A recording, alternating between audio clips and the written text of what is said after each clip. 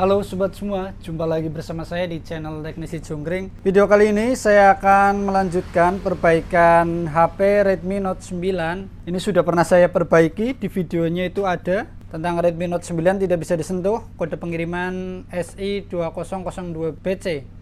Ini HP-nya nyala tapi tidak bisa disentuh. Di video sebelumnya sudah saya coba kerjakan, saya tracking, ternyata ada jalur yang putus. Jadi ini dia, kemarin di video sebelumnya udah saya ukur jalur yang ini ya, yang pojok sini. Itu tuh kan harusnya terhubung ke IC CPU. Berada di sini. TP SPI CS di sini itu putus jalur.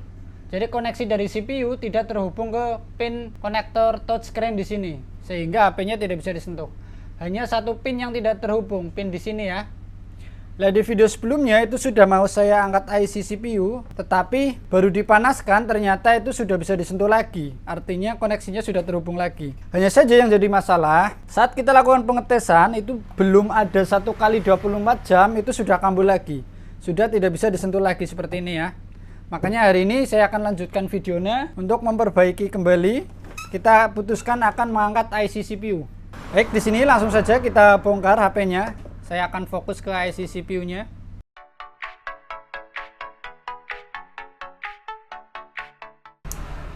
Ini dia kaleng area IC CPU. Kita buka kalengnya. Di sini kemarin itu sudah sempat saya potong kaleng penutup IC-nya karena niatnya mau saya lakukan pencongkelan ya. Kita lihat dengan mikroskop. Ini dia ya, penampakan IC CPU. Kemarin itu sudah sempat saya buang lem yang ada di tepi IC ya. Di sini saya akan langsung melakukan pencongkelan terhadap IC ya. Dari sini. Oke, kita siapkan blower. Panasnya 380, anginnya 50. Blower perlahan. Oh iya, saya lupa ini. IC di sebelahnya akan kita tutupi dengan lakban anti panas supaya tidak ikut kepanasan ya. Seperti ini. Baru kita lanjutkan pencongkelan terhadap IC CPU. Ini dia, IC CPU-nya sudah terangkat ya. Selanjutnya akan coba kita bersihkan dulu sisa timah yang ada di PCB. Di awal kita gunakan blower, settingan panas 220, anginnya 110. Ini membersihkan sisa lem ya. Kita kasih flux dan kita solderkan. Kita bersihkan dengan solder. Lanjut kita gunakan solder wick. Ini saya gunakan solder wick merek Pekanik, cukup tebal ini. Dan kita coba bersihkan. Ini saya menggunakan cairan alkohol dan cotton pad ya. Ini adalah alkohol 99%. Aduh, ada masalah di sini.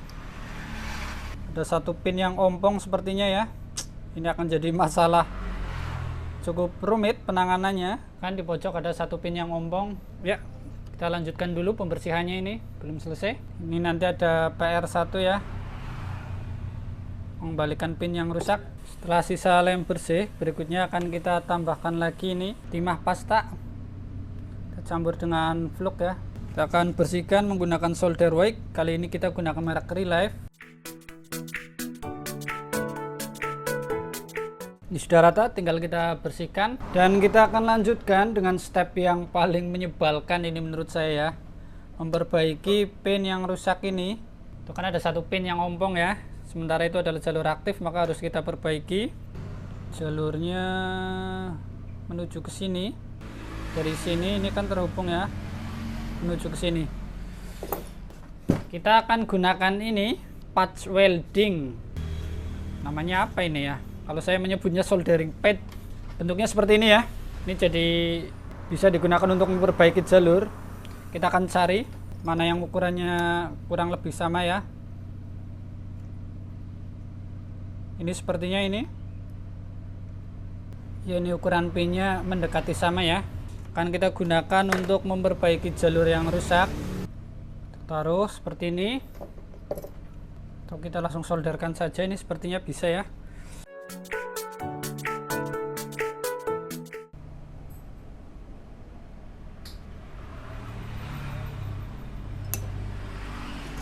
Ini sudah kita solderkan ya. Sudah kita solderkan, kemudian kita kasih cat PCB. Ini saya merek Sunshine.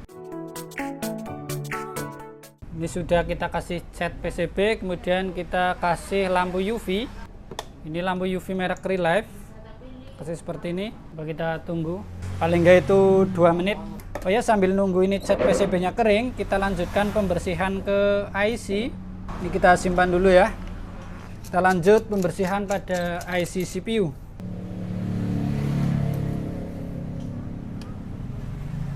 Ini dia penampakan IC CPU, akan coba kita bersihkan. Ini masih banyak sisa lem ya. Kita gunakan blower terlebih dahulu.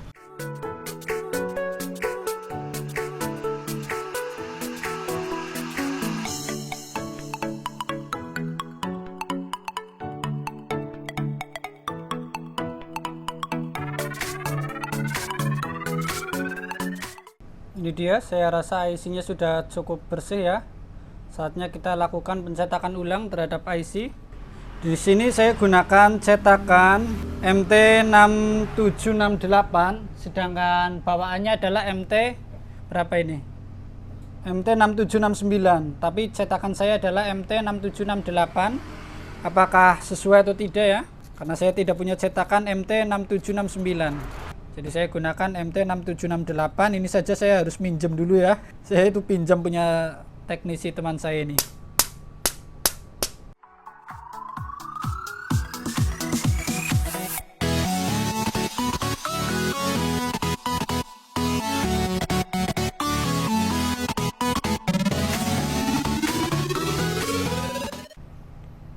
Ini dia ya penampakannya. Saya rasa sesuai.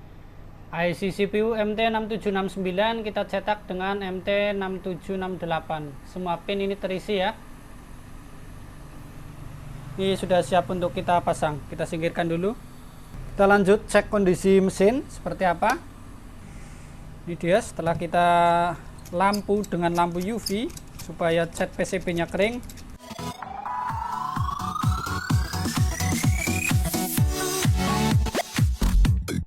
Berikutnya kita tinggal pasang IC CPU-nya. Kita kasih vlog pada PCB. Kita oles-oles menggunakan cotton bed seperti ini supaya tidak terlalu menumpuk banyak. Kalau terlalu menumpuk itu justru akan mempersulit saat pemasangan ya. Kita cukup seperti ini. Kita pasangkan IC CPU-nya. Tinggal kita panaskan dengan blower.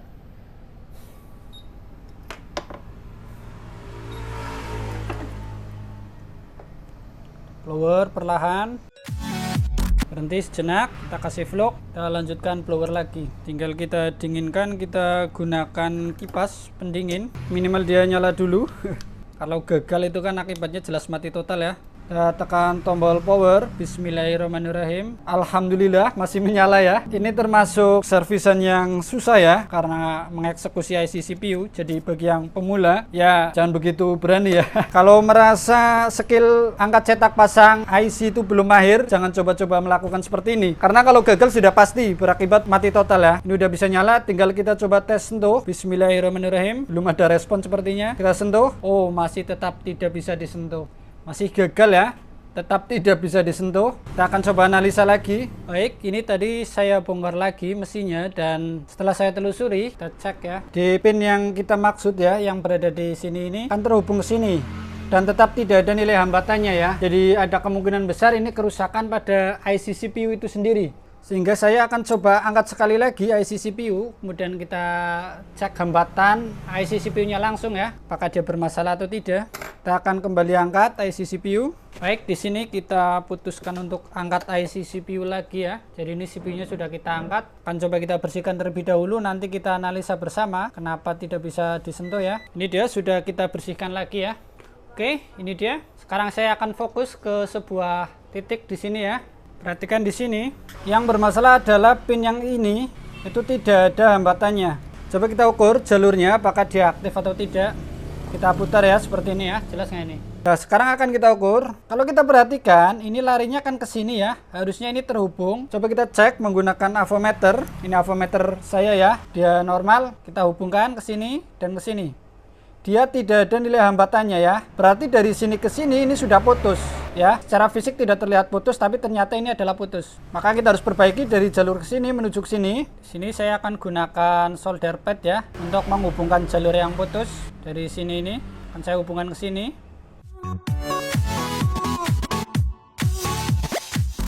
Ini dia sudah coba kita hubungkan ya. Kita bersihkan saja dulu. Seperti ini penampakannya. Kita akan tes lagi apakah dia sudah terhubung. Dan ya, dia sudah terhubung ya. Berikutnya kita akan coba kasih cat PCB supaya dia tidak berpindah posisi ya. Karena kena panas dia akan berpindah posisi sehingga dia tidak terhubung lagi.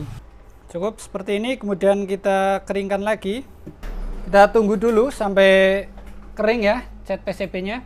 Sambil kita tunggu cat PCB-nya kering, kita akan cetak ulang IC CPU lagi ya. Pinnya sudah bermasalah seperti ini, kita akan cetak ulang lagi. Ini dia IC CPU udah kembali tercetak ya, ini udah rapi, siap kita pasang. Berikutnya kita siapkan juga ini mesinnya, udah cukup kering sepertinya. Panjang sekali prosesnya ini, mengerjakan satu HP berhari-hari. Hari pertama saya kira berhasil, ternyata hanya sehari kambuh lagi. Ini ya, cat PCB-nya udah terhubung, kita akan kerik dulu ini. Saya akan ukur lagi, akan kita cek, dan masih terhubung ya ke sini ya. Ya terhubung karena saya buatkan jalur baru di atasnya ya. Oke, ini cukup melelahkan ini ya. Tadi di awal ini jalur satu rompol udah kita perbaiki. Sekarang kita temukan di sini putus jalur, kita coba perbaiki lagi. Saatnya kita pasang IC CPU, kita rangkai ke mesin, kita tes bersama. Kalau berhasil alhamdulillah, kalau tetap gagal saya nyerah. Di luar kemampuan saya kalau seperti ini masih gagal ya. Karena saya sudah berusaha semaksimal mungkin. Saatnya kita pasang IC CPU.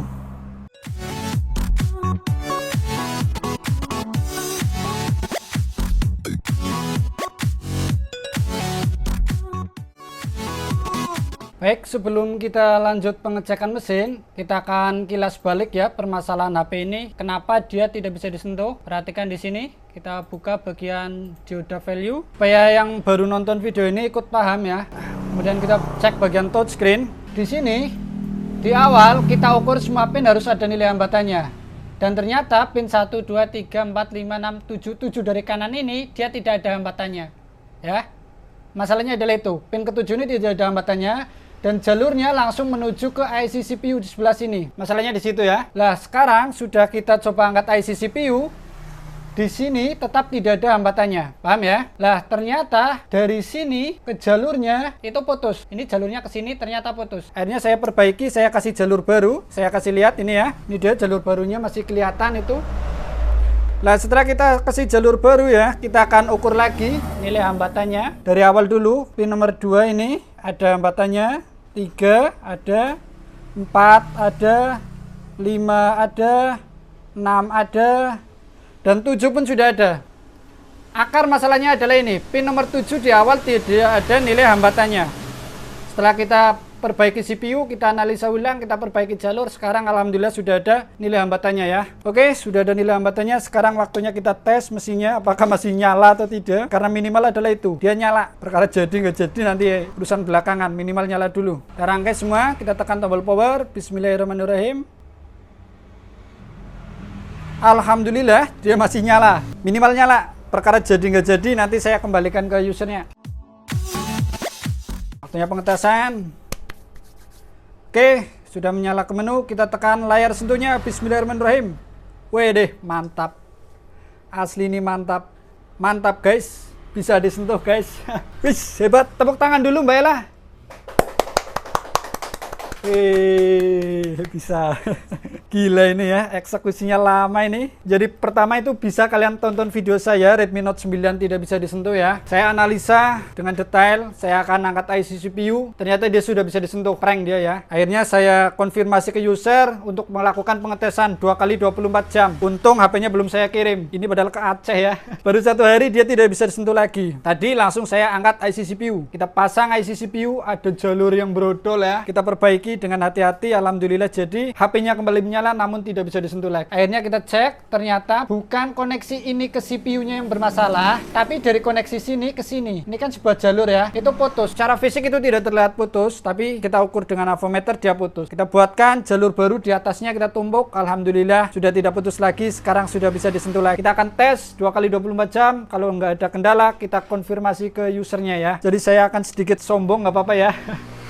Ini tidak bisa dilakukan oleh pemula yang ACP IC-nya belum terbiasa, itu jangan ya, jangan seperti ini. Karena dikhawatirkan akan merusak IC CPU ataupun PCB-nya itu sendiri. Yang awalnya nggak bisa disentuh, malah nanti dikembalikan ke user dalam keadaan mati total, itu kan nggak lucu ya. Jadi ya bisa dikatakan ini sudah tingkat expert ya. Bukannya saya sombong, tapi memang seperti ini harus sangat hati-hati ya. Baiklah, semoga video ini bermanfaat. Kita jumpa lagi di video berikutnya. Salam solder panas. Mantap.